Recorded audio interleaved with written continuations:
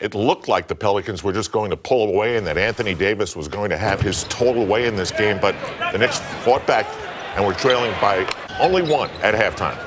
And now we talked about it in the first half, and we said the front line, both Cantor and Vonleh had to come out and play. And I thought they set the tone in the first half for this team, whether it was from the outside or you had them scoring at the basket. They both had 14 and 13 respectively. They were the reason why this team stayed close. How about this kid, too? Talk about rookies. In the game that he had, came out strong, looked very confident, and, of course, Enes Kanter with a big finish as well. But, you know, this game was about loose balls, about extra effort, about work.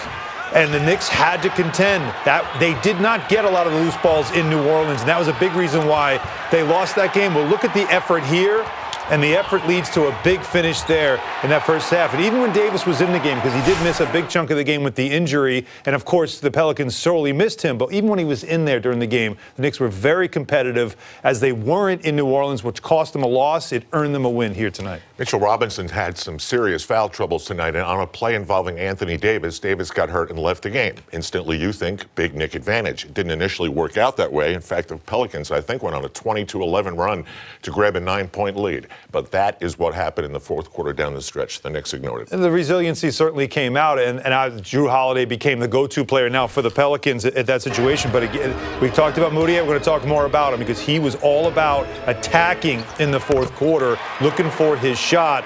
15 points in the fourth quarter of his 27, and a lot of it, again, at the rim, just using his size and his strength to drive to the basket. Alonzo Trier, another one who had it going on in this fourth quarter.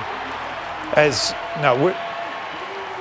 Mudiay again making that shot. But here's the shot I think I'm waiting for, and that's this one right here. Right, Trier. Strong drive against the big. The finish, that ties it at 103.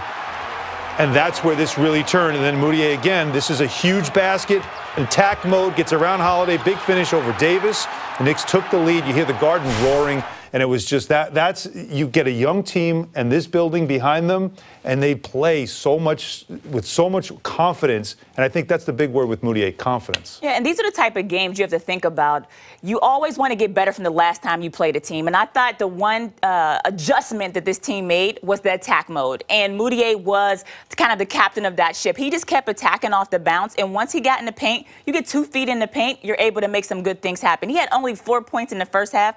Second half, that's when he exploded. You talk about those 15 points in the fourth quarter. He wasn't afraid to take the big shots and make the big shots.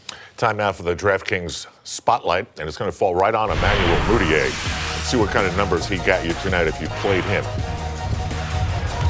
Well, the stat line was fantastic. It looked like 46.25 with 27 points, 7 rebounds, 4 steals, 2 assists, and 1 3-pointer. I think of the 3 heroes in this game. Vonleh? Yes. Well, Trier, again, you have undrafted rookie and 2 former lottery picks that are looking for second chances. And as I mentioned before, it's not, when you talk player development, it's not just a 20-year-old Frank Ntilikina and a 19-year-old Kevin Knox. It's about these guys, too, finding keepers.